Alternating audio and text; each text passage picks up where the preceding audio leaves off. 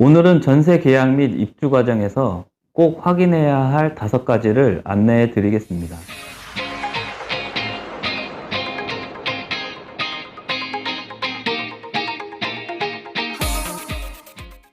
안녕하십니까. 3남매 아빠 공인중개사 한용수입니다. 최근에 건축왕, 빌라왕 같은 전세보증금 관련 사기 피해가 눈덩이처럼 커지고 있습니다. 전세 사기 피해자가 늘자 정부는 국세징수법을 개정하고 세입자가 집주인의 신용도 확인을 위해 세금 체납 현황을 열람할 수 있게 하는 등 제도 개선에 나섰는데요. 오늘은 전세 계약 및 입주 과정에서 꼭 확인해야 할 5가지를 안내해 드리겠습니다. 이 5가지를 확인하지 않으면 전세 보증금을 돌려받지 못할 수도 있으니 끝까지 시청해 주시고, 이 영상이 도움이 되셨다면 무료 구독과 좋아요 클릭 부탁드립니다. 확인사항 첫 번째는 임대인, 즉 집주인을 믿지 마라입니다. 전세제도는 우리나라에만 있는 제도인데요. 미국이나 유럽 등 다른 나라는 왜 전세라는 제도가 없을까요? 집주인에게 큰 돈을 맡기고 안전할 수 있다고 믿을 수 없기 때문이죠. 하지만 우리나라는 전세제도가 보편화되어 있는데요. 그 배경은 좀 과거로 가야 하는데, 6.25 전쟁 당시 피난민이 피난 중에 살 곳이 필요했고, 또 전쟁 상황에 따라 다시 고향으로 돌아가야 했기에 지역민들이 피난민을 돕는 의미에서 전세라는 개념이 생겨나게 되었고, 또 우리나라 사람들이 서로를 잘 믿고 믿음을 주는 민족이기 때문에 임대차 보호법이 생기면서 전세제도는 우리나라에 정착되었지만 집주인이 의도적으로 사기를 치는 경우가 많아지다 보니 임대인, 즉 집주인을 믿지 말고 확인을 해야 한다는 겁니다. 일단 전세를 살고자 하는 주택의 등기부 등본상 소유주가 맞는지 신분증을 제시받아서 신분증의 진위 여부를 꼭 확인해야 합니다. 주민등록증은 정부24 사이트에서 확인이 가능하고, 운전면허증은 경찰청 사이트에서 확인이 가능합니다. 물론 중개하는 공인중개사도 확인하겠지만 임차인인 여러분께서도 직접 한 번 더 확인하시길 권해드립니다. 혹시 가족이나 법인의 직원 등 대리인에 의해서 계약 시에는 인감도장이 날인된 위임장과 인감증명서, 과적관계 증명서 같은 대리인과 소유주와의 관계를 입증할 만한 서류를 필히 확인하시고, 대리인 또한 신분증의 진위를 확인해야 합니다. 그리고 계약금 및 잔금은 필히 원 소유주 명의의 계좌로 입금하셔야 하며, 대리인 계약 시는 가능하면 원 소유주에게 통화해 보셔서 연락이 잘 되는지도 확인하시기 바랍니다. 확인사항 두 번째는 중개를 하는 공인중개사를 믿지 마라입니다. 공인중개사를 철석같이 믿었다가 배신당하신 분 계셨죠? 사시 준비 6년 하신 이분. 저도 공인중개사인데 많은 공인중개사 분들의 공분을 사겠지만, 공인중개사도 사람이니 임대인에게 속을 수도 있을 것이고, 혹은 사기에 이용을 당하거나 자격을 갖추지 않은 사람들이 직접 사기를 칠 수도 있으니까, 공인중개사 관련 자격과 혹시 자격이 정지되지는 않았는지, 믿을 만한 공인중개사인지를 확인하라는 차원이니 이해해 주시기 바랍니다.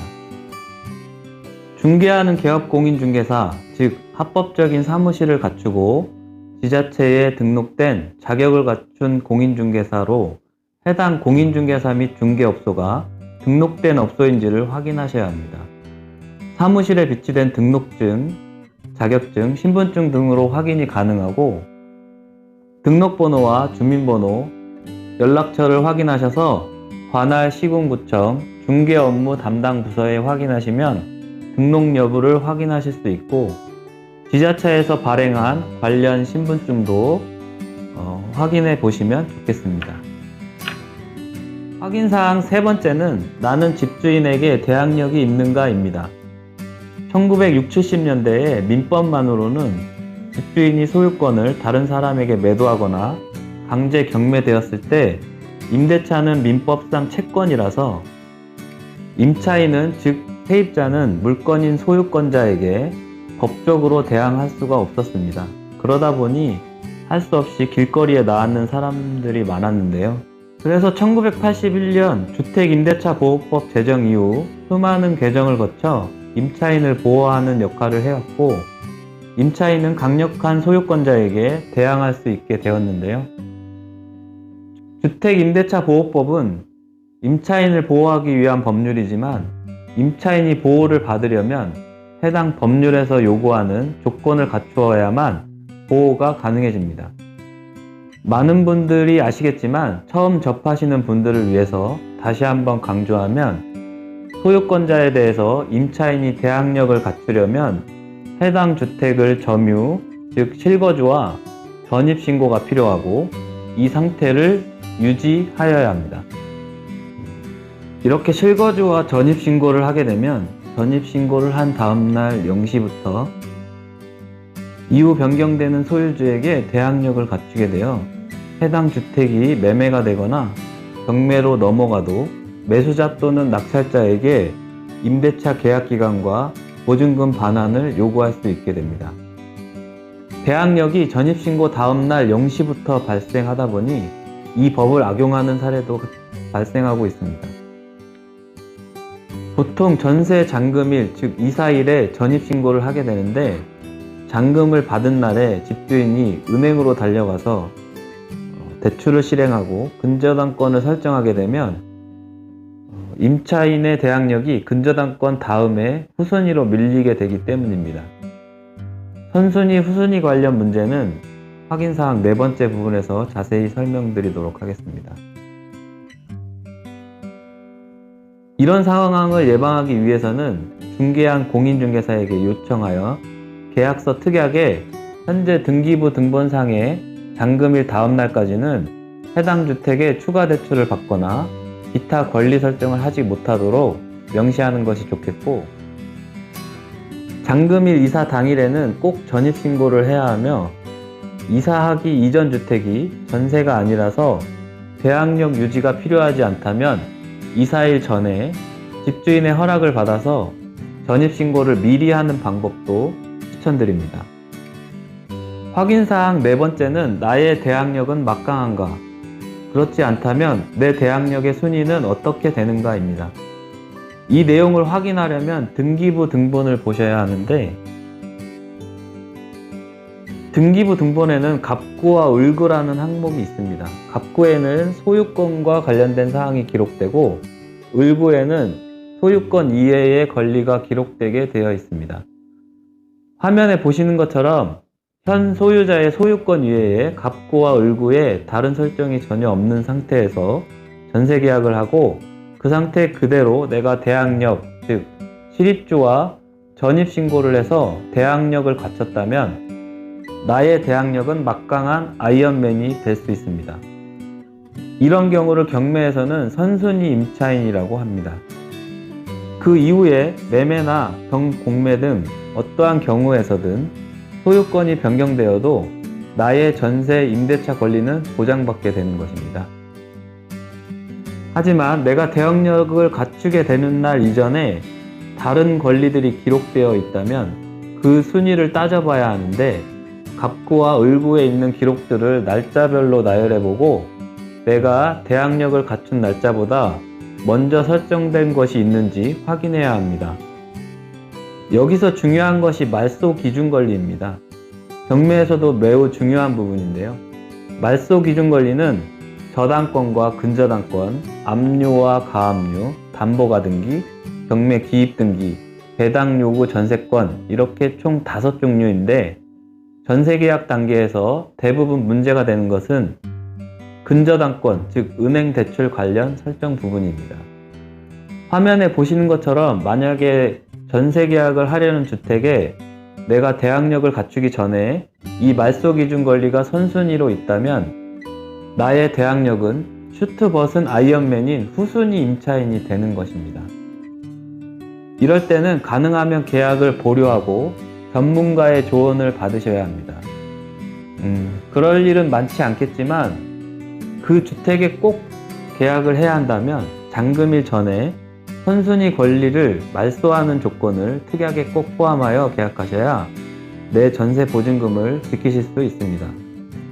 보통 전세 계약 시에 기존에 소액 대출금 근저당권이 있는 경우 집주인이 큰 금액이 아니니 유지를 요청하는 경우가 있을 수 있는데 가능하면 말소하고 잔금일 이후에 재설정해야 나의 대항력이 아이언맨이 될 수 있으니 참고하시기 바랍니다. 특히 다가구 주택 같은 경우는 보통 한 건물에 4-5가구의 임차인이 있고 건물에 대출, 즉 근저당권도 설정되어 있어서 주택에 문제가 생기면 내 대항력이 아이언맨이 될 확률은 거의 없어집니다. 주택에 설정된 대출금과 나보다 먼저 전입한 임차인들의 보증금을 고려해서 내 전세 보증금이 안전할지 판단해야 하니까 더욱 신중하게 접근하셔야 합니다. 집주인이 세금을 안 내서 공매가 되거나 파산으로 인해 해당 주택이 경매에 넘겨지게 되면 좀 전에 말씀드린 말소 기준 권리 5가지 중에 제일 먼저 등록된 권리, 그 이후에 설정된 권리는 소멸되게 됩니다. 임차인이 대항력을 갖추는 날짜보다 앞선 권리 중에 이 5가지 말소 기준 권리가 있다면 나의 대항력도 소멸되며 경매가 진행될 때 낙찰대금의 배당을 요구하여야 내 전세보증금을 돌려받으실 수 있습니다. 이때 순서에 따라 배당을 요구할 수 있는 권리가 우선 변제권으로 전세계약 후에 계약서에 확정일자를 받으면 이 권리가 생기게 되고 이 확정일자는 받는 날 효력이 생기지만 대항력, 즉 점유와 전입신고가 필수 요건이기 때문에 계약 후 계약서류에 미리 확정일자를 받아 놓으면 잔금시 입주하고 전입신고를 하는 날에 우선 변제권이 생기게 되고 이 날짜를 기준으로 배당 순위가 결정되게 되는데요. 그래서 보통 전세대출을 받게 되면 은행에서는 계약서에 확정일자를 받아오도록 요구하는 것입니다.